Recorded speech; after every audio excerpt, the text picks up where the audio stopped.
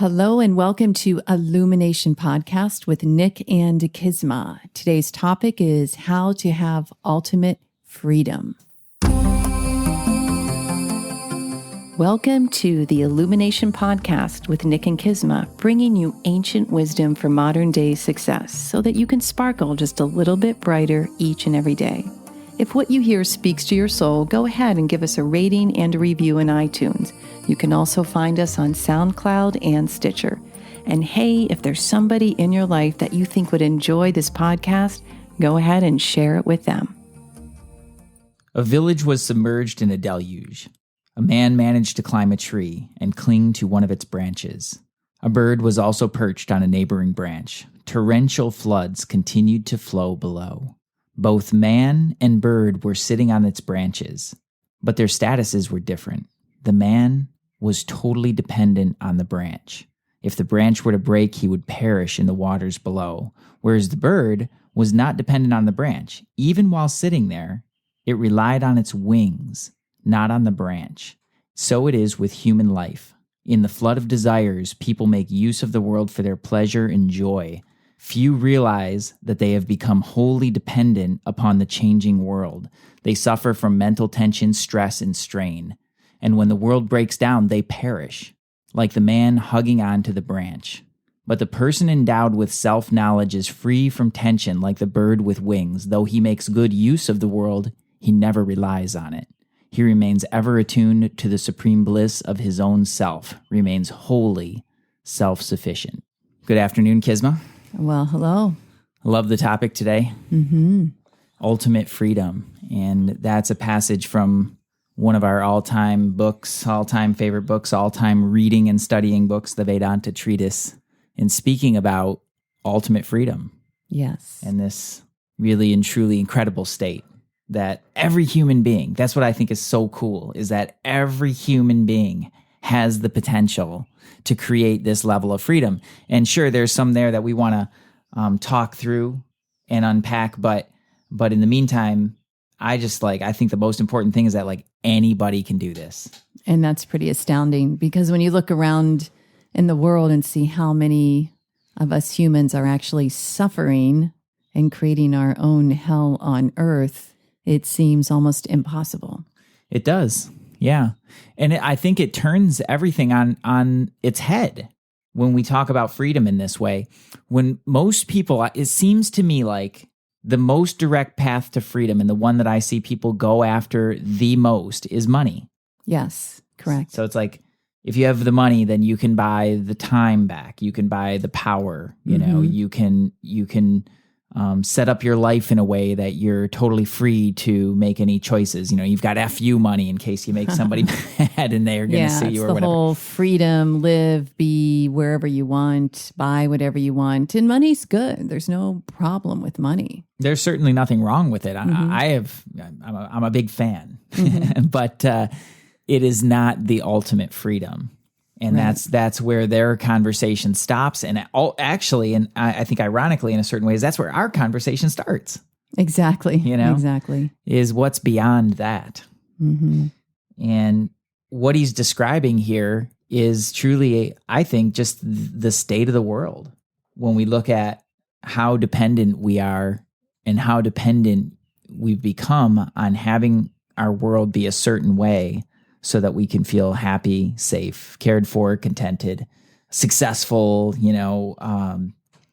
accomplished, or whatever number of other things that we like to feel.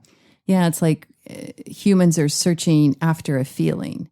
So whether it's feeling loved, whether it's feeling connected, whether it's feeling safe, whether it's feeling achievement and accomplishment, there seems to always be a feeling that we're searching for that we think will provide this sense of freedom. And actually for a moment it does, right? Like it's great to feel happy and jump up and down and get the surge of energy when something goes right. It's like, wow, I feel so free in the moment, but it's not lasting. Like then that same human that's jumping up and down, feeling free within 30 minutes is seeking the next desire to be satiated. Right. So it just sets up the next trap. The next trap. Yeah.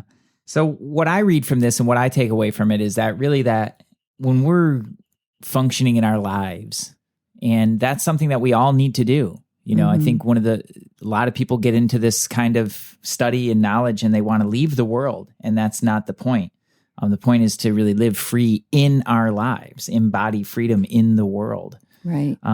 But a lot of times they get trapped and they set up these traps and these pitfalls along the way. And any time that we stop at any point and say, this is it, this is the thing, that's the point where the growth stops. And that's the point where we actually become trapped by whatever that is.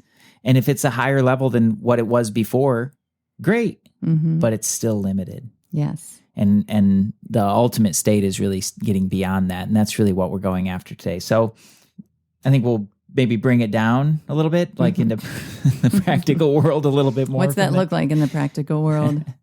Well, he describes it great in this analogy here, where we set up our world in a particular way and it becomes a house of cards. So everything has to be a certain way in order for us to feel like you were saying, you know, feel a certain way about it. And, you know, to feel, you know, happy, contented, whatever, satisfied with our lives. And that house of cards, right? You might have a little bit more leeway depending on how laid back you are. Right. So super uptight people and control freaks, they have less latitude than somebody who's like more laid back. But I guarantee that every single one of us, and definitely us included, have a line. Right. Where, totally. You know, beyond that line, it's going to start to get real that little tipping point, right? And like beyond that tipping point, it's just like, whoa, you know, now we're out. Right. So I think what we're looking for, it's not so much, it's not just like, it's not how you set up your life necessarily. It's how you set up your internal disposition towards your life. And that's where the real potential of the human being comes. Because really what we're talking about is ultimately another extension of our relationship conversation. Because this is in relation to the world. So how trapped are we in relation to the world? So that's the big relation. We've talked about relationships with family, with work, with things and objects. We're talking about the relationship with the world, which is really the ultimate relationship. It is. Yeah, because it absolutely has to do with everything in your life and how you relate to the external. It's so all pervasive. So when I think about this, there are definitely two aspects. So first, I think to honor the country that we live in, the United States is amazing. And we are provided here with freedoms that many people in the world don't have. So these are still limited. Yes. But they do make the path, I think, a little bit easier to start. Yes. You know, and I think it's important to look at that. Like, yeah, when you can supposedly practice your religious views, well, unfortunately, not in every state can you get married to the person you want to. But there are a certain amount of freedoms that we have here, for sure. Voting, you know. Yeah. Yeah. And I just think it's important to honor that. Yeah. Like we have a latitude here that many people don't. And I think that's awesome. But again, it's limited, right? It's only going to take you so far. And this is where a lot of people stop their fight for freedom. And then they never, we never really get beyond it. We never really get to the true freedom. Right. So the other side of that is the internal piece. And this is the one that matters. This is the one that we're talking about. Yeah. So when we talk about the ultimate self-sufficiency and not being reliant on the world for anything, we're definitely not saying you don't need help from other people. Yeah, because you totally do. Yeah. I mean, we've talked about too, like the unseen, like the just endless unseen helping hands in our lives. Yes. Of course, like we are interdependent. This is kind of the dichotomy of it. Right. But the self-sufficiency piece and the real freedom comes from not giving control over to anything in the world for how you feel, like how you show up. Right. Because isn't part of the self-sufficiency is being able to look at the world and recognize that we've got help in so many ways. I mean, I'm speaking into a microphone that was built by, I don't know how many people, designed, the conception was created. So it's being able to acknowledge that, but still understand, like you said, we're not going to give our freedom away to an external source, that we really strive to self-master, to have self-mastery and master our lives. Yeah. It's not handing over your mental state, your emotional state, right, to anybody or anything in the world. Oh, it's painful when that happens. And that happens, like, look at all the times that happens. Somebody cuts you off in traffic. And you get angry. Right? Yeah. It's a natural response. It's a normal response in that, like, they put you in danger or did something really stupid. And then you become angry at them, right? But who's in control? Their actions controlled your mental and emotional state. So it seems really simple. And a lot of people are like, oh, well, what's the big deal? Well, the big deal is that you just handed over control of your life, even if it was only for 5 seconds to somebody else. A lot can happen in 5 seconds. A lot can happen in 5 seconds. And then in 5 minutes, I mean, it's the same thing when people start their day by turning on the news or Facebook or email or Twitter or text or whatever. Yeah, that's an awesome example. It's like boom, boom, boom, boom, booms, all of these emotional elements out in the world because people, there's the train of truth. People are really wanting to grab onto your emotions in the media, right? So think about that. If you get pulled in and all of a sudden, Fox News is in charge of your mental and emotional state, it ain't going to be a pretty day. Yeah, not at all. Not at all. But that's handing over that control. So whatever way the world goes, then is whatever way you go. So the stock market crashes. Say that again. So whatever way the world goes, this is the ultimate prison, is whatever way, it's that binding of whatever way the world goes is whatever way you go. So the stock market crashes and you're devastated. Right. It would be normal to be upset, to have concern when the stock market crashes. Yeah, I would agree with that. I mean, but normal and productive are not necessarily. Exactly. Yeah. So I believe the difference would be like, oh man, that kind of sucks. The stock market crashed. I have this money in it. And then there's the thread back. Well, it will come back. Like, first of all, you just set that manifestation. It will. But then to look at, well, I handed my money over to an external source to either make more or lose. And right now it's losing. And the stock market ever goes up and down. Right. This is the nature of the world. And that's the nature of everything in the world. That's the only consistent thing is change. Yes. So when you put your happiness, make your happiness or your contentment or your safety or whatever that thing is for you, dependent on an ever-changing world, you've just set up disappointment. Yes. And that's one of the reasons, I mean, I don't know, that disappointment, I think, is such a big thing. Like, so many people feel disappointed. Yeah. Disappointed with themselves, disappointed with their lives, disappointed with the way things, are turning out. Like, and then there becomes this element of blame. Well, yeah, blame, or just the expectation that I'm always going to be disappointed. And so you wind up selling yourself short and not really stepping in. Yeah, right? That becomes a habit. Yeah. I'm disappointed in life. Life is so hard. Life has treated me unfairly. I can't seem to make it work. It ends up being that need to be right, that it's always going to be a struggle, always going to be painful. And that really takes the person out of the mastery that they actually have available to them to master their life. Right. Which ultimately comes down to mastering your state of being. Absolutely.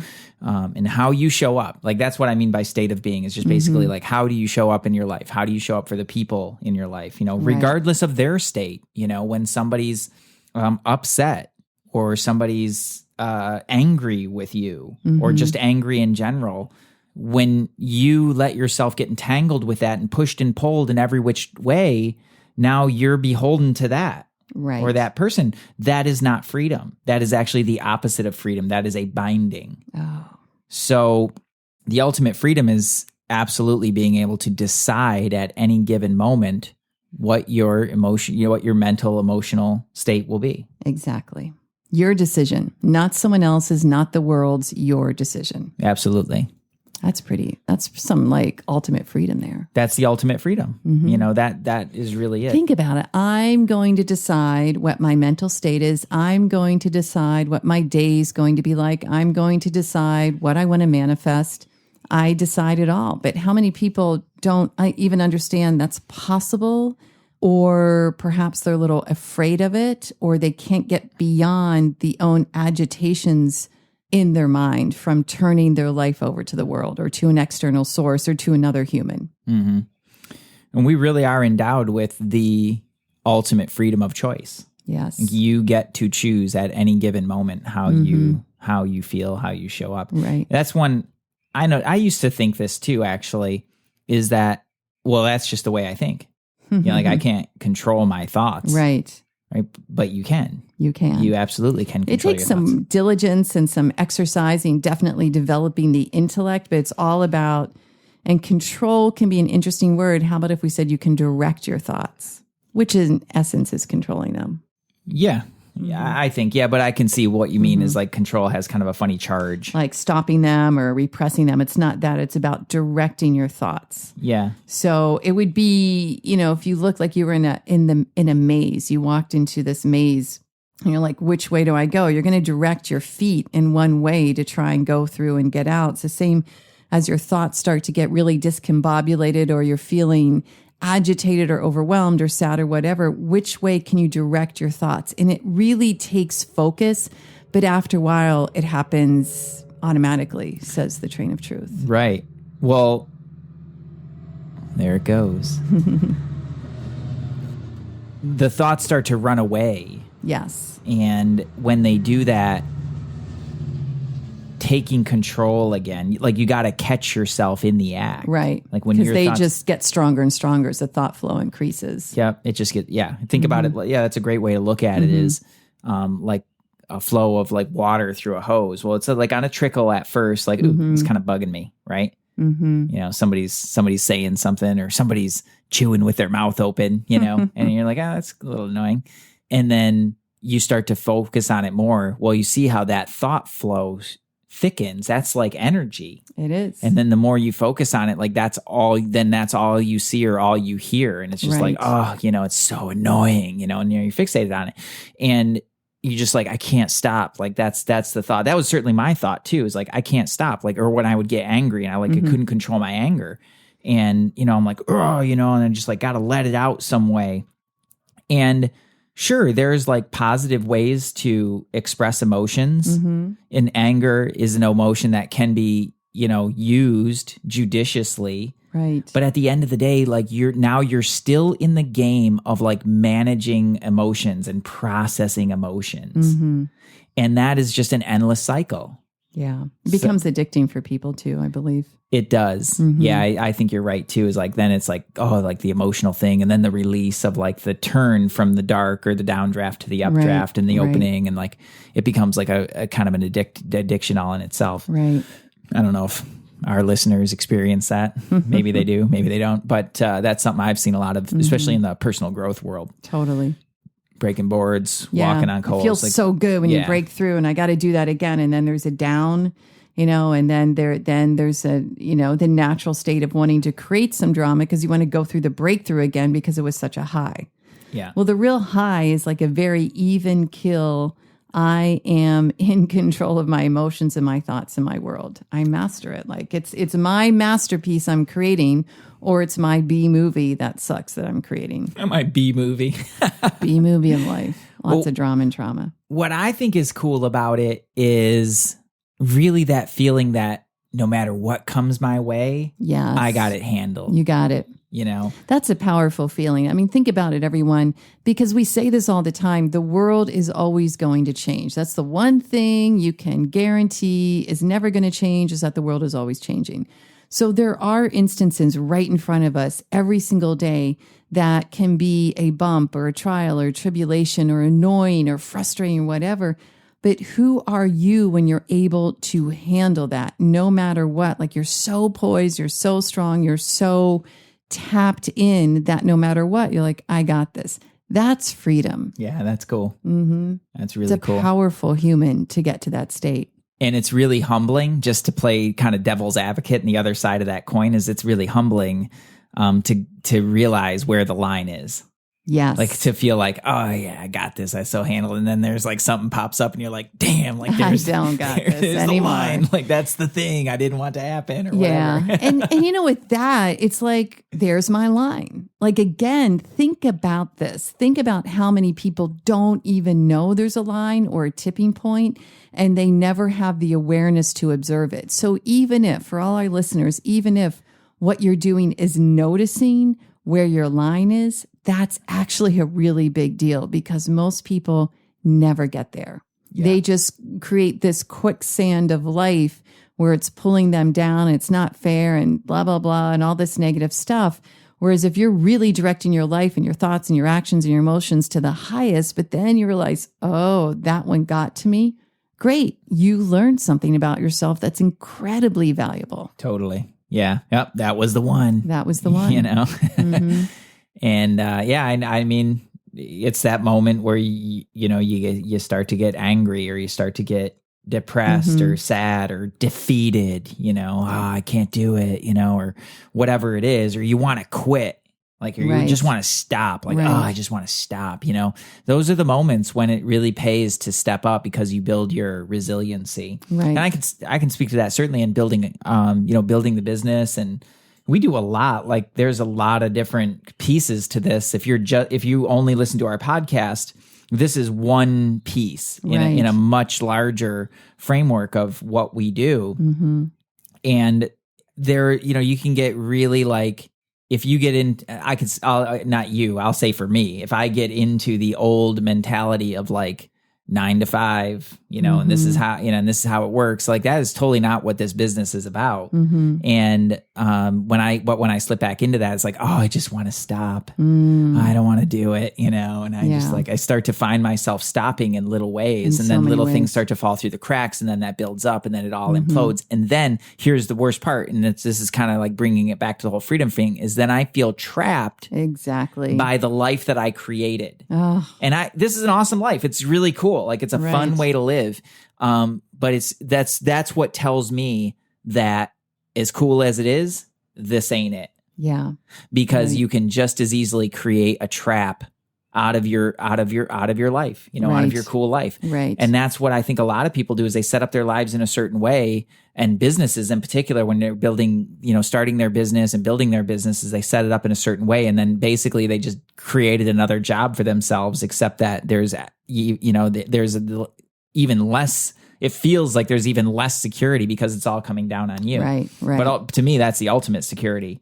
Job security is basically just owning your own business. And that's not for everybody, but it is for us. But, people have different desires of how they want to live and create. And that's absolutely fine. That's cool. I'm not saying like go leave your job. No. But this is something I hear sometimes, and it's worth it because it really is relevant to this conversation about freedom, is that they want the job security. Yes. And I think this is just my mind, is that is actually the greatest illusion of all, because you're not in control of your income. Yeah. Your company could fold, your company could sell, somebody else could buy it, and then you're out, and then all of a sudden your whole division is gone, or who knows what, right? But when you actually have control over the sales that you make, the revenue that you make, how you put your message out there, and how you navigate the ever-changing world with your business, that to me is a lot more freedom and stability. Totally. I get it. Yeah. I just don't think it's for everybody, but it's for us. That's why we're here. Yeah. No, you're right. Yeah. You're right, though. I think that might not be for everybody. And I totally get that. It's not better or worse. That's just the way I think about it. It's going to speak to a certain human. So the real piece here is, if you're the human that that feels that way and knows that your ultimate security is creating your business, then you better be creating a business. Because then if you're that person, you're in a 9 to 5, it's going to feel like the trap. Oh, even worse. Yeah. That's how I felt too when I in a job. My whole schedule was determined like a year in advance. Exactly. Or if you're the person that really wants to pack it up at 5 p.m. and watch the game or go play football or do whatever, then running and building your own business isn't going to be for you for the first year or two. Yeah. Right. So it's fascinating. It comes back. I mean, we've talked about this before, but that's Swadharma. What is your nature? Because oftentimes understanding your nature and then creating and designing a life in that will bring the freedom. Because you want to know your soul mission. You want to know your nature, what speaks to you, and then go with that, because it's so much more of a flow. It's so much more of that divine track. It's so much more energy rich. Yeah, right. And there is a freedom. My experience of it is that when you have much more energy and much more access to your natural gifts. You just express and live more freely naturally. Yes. Even if you're in a system that doesn't really work for you as entirely to your liking, that's one change that you can make that really helps to change your state, and you Right. take control of that. Like, hey, this is me, and this is how I'm going to show up as me. Right. Totally. that just definitely feels more free. So, what do we share with our listeners to help them get to that place of self mastery? Well, And it's a pretty amazing, auspicious place to be. it is. This is the goal of all goals in my mind. We have to talk about the emotions. Okay. And I think a lot of what people are taught is one or two things, which is essentially how you process emotions. Mm-hmm. That's big in the personal growth world. Yes. Processing. I'm just processing. Oh, gets It's tiring. like endless. Yeah. Yeah. And then managing. Right. So let's deal with processing first. Okay. Let's get that one out of the way. Is like, okay, first of all, let's understand the emotional state, like emotions, like and the nature of the emotional body is that it lacks the shape and form, and it will go up and down based on your preferences in the world. Right. Right. It's natural. It's not normal to just be totally like even keeled and not express emotion. That's No, that is not. It's normal. not normal, right? You have emotions. And what a sad life. You're not going to have happiness, or you're not going to have this love or tears or whatever. Like emotions for a human are gold. They really are, Yeah. right? But they get kind of a bad rap Yeah. when it becomes like, oh, you're making an emotional decision, Yeah. Or sometimes I think that kind of comes at women sometimes, like women are emotional or something like that. Better believe it. We're emotional. We got it going on in a really good way. Yeah, but it's not really expressed in that way. It's Yeah. kind of like looked down upon, and I don't necessarily think that. What I think is that like emotions are a normal human thing, and if when you're constantly trying to process them and understand why and what's going on and try to process them out, make them all positive, like you're in for an endless cycle, and your life will come to a grinding halt, especially when you go through a more intense period, like, breaking through to the next level. When you've really been working hard and you're going to break through to the next level of something, you can bet that you're going to have some emotions around that. Right. And if you get stuck constantly processing those things, it's going to slow you down. Yeah. And if it's too much, you're going to come to a grinding halt, and then you're going to miss your opportunity. Right. I think it's also exhausting on the physical body because it enters, from the mental energy body, the emotional energy body, it enters the physical energy body. Yeah. And that's where a lot of people at those pinnacle moments, they wind up getting sick. Yeah. Or they push through, and then they get sick. Yeah, I remember that back in college. I'd have a jury, I have a recital, I have these exams, I'd go. And then the first day of vacation, I'd be super sick. Totally. Yeah. I went through that too. And I've seen a lot of people in adult life go through that. They got a big project, they're working for it endlessly, and then they're done with it, and then it's like, oh, I finally can breathe. Oh, Right. sick. Now I'm out sick for 5 days, and it sucks. But that's the body basically just recovering, and that intense like activity like that's not managed properly will ultimately wind up coming into your physical Right. body. So if they don't process, what do they do with their emotions? So then the other one is managing emotions. Managing emotions. So this is the other one that people are really taught, is like how to manage your emotions. And sounds like managing your children. Go manage your children. well, it's funny that you say that, is because that's really kind of what it's like, right? You think of your mind and the emotional body more as, the toddler who's like interested The in all these 8-year-old different who comes things. screaming, I don't want to do it. Yeah, like kind of going in all these different directions. Like that's their nature, Right. and that's kind of the nature of the emotions, to go in every which way. So when you're constantly trying to manage them back to somewhere, you're again taking on a more than full-time job that ultimately will not reap you the result that you want. Right. Which is more peace and bliss. You're basically just going to be working 24/7 to manage your emotions and keep them into a positive place. Right. And some days are going to be easier because things are going your way, and some days are going to be tough because things are not going your way. And it's so easy to get triggered when things don't go your way. Yeah. Yeah. So when you think about managing emotions, there's a much better way to do that. So great analogy is like managing your health. So are you going to manage illness? or are you going to set the stage for creating health? I love that. Yeah. There's a huge difference Yeah. there. It's really about managing yourself to be as healthy and resilient as possible. Yeah. Yeah. Mm-hmm. And so a lot of people, I think especially less so now, and certainly not the people that I hang around with, but I do remember, quite a bit of this, of just like, you don't really do a ton to take care of your health until something goes wrong. And then you're like, oh man, like I got to get on top of this. Right. That's managing illness.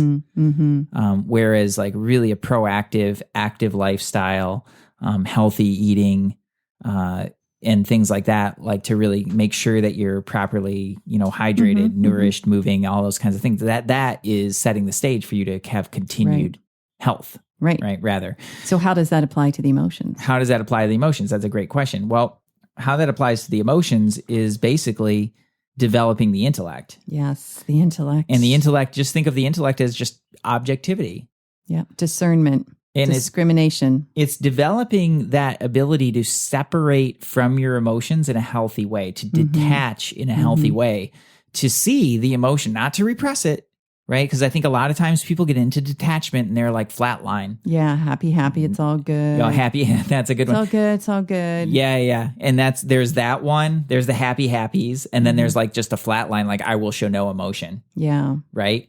And then it's like, that's what they think, is detachment, but that's not actually detached. I mean, it's not a healthy detachment. Like it's not grounded in reality. Right. The reality is you're experiencing freaking emotions. Right. If you've been working on something for a month and everything just went south and all your work just got flushed down the toilet, essentially, you'd be upset. You're going to experience some emotions around that. And I don't know exactly what those are going to be for you, but I can tell you what they're going to be for me. And unless you're like Self-Reliant Soul or the monks that do all the sand art, and they're like, let's just do it again. Yep.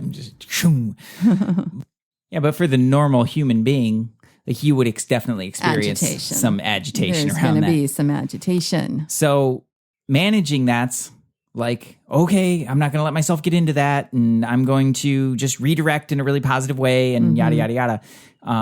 And then processing that is like, I'm just going to sit in it and feel it, feel it through and let it process through my body. And real objectivity is just like, yep, I am agitated. Like to acknowledge, see it. Yeah.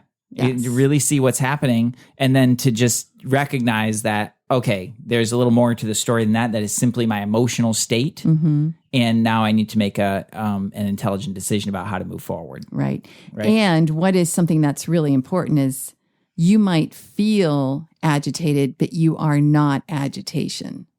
Yes. Right. This is a really important piece for everyone to understand. It's like, you are not that. You are not agitation. You are not sadness. You're feeling agitated. You're feeling sadness. You're feeling upset, whatever it is, but you are not that. And I think so many people get even trapped further in that prison of bars of emotions because they're assuming they are that. I am this.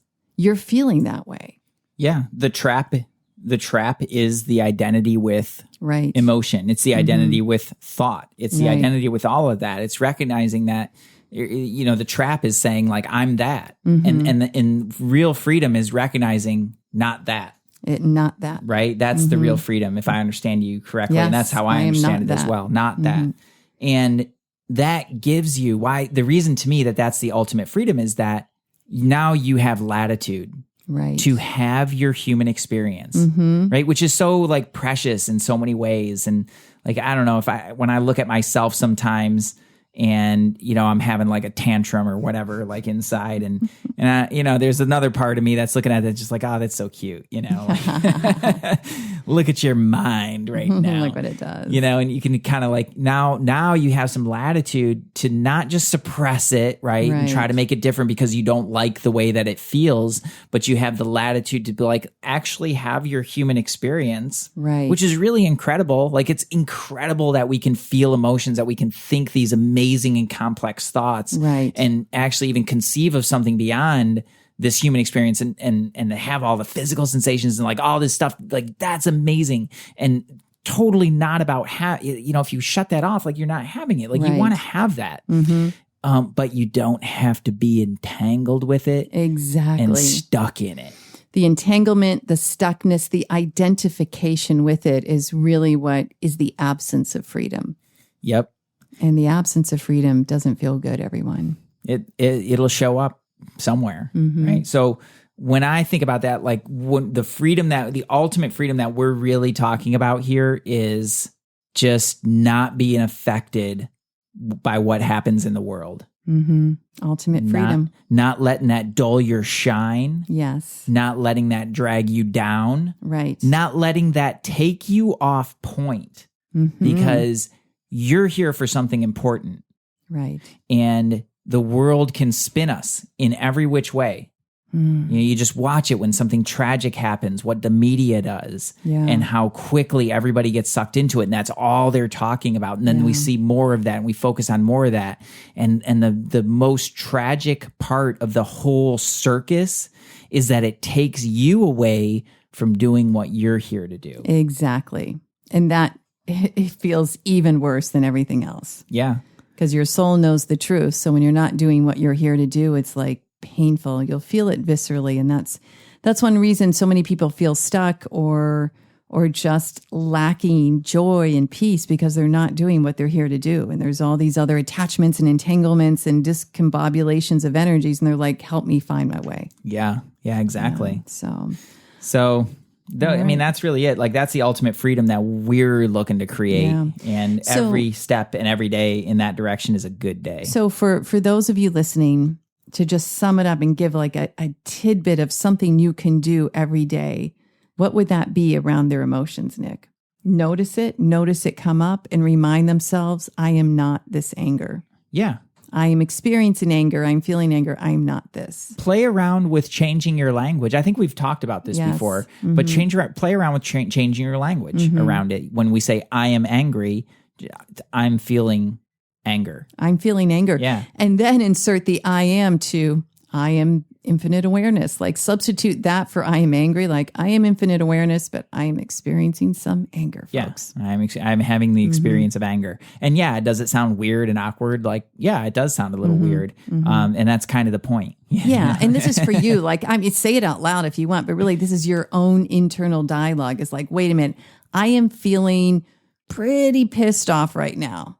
But I am not that. Right. Right. I know that I am unique, ultimate energy. I am not that, but that's how I'm feeling. And then you begin to have just a well-educated conversation led by your intellect.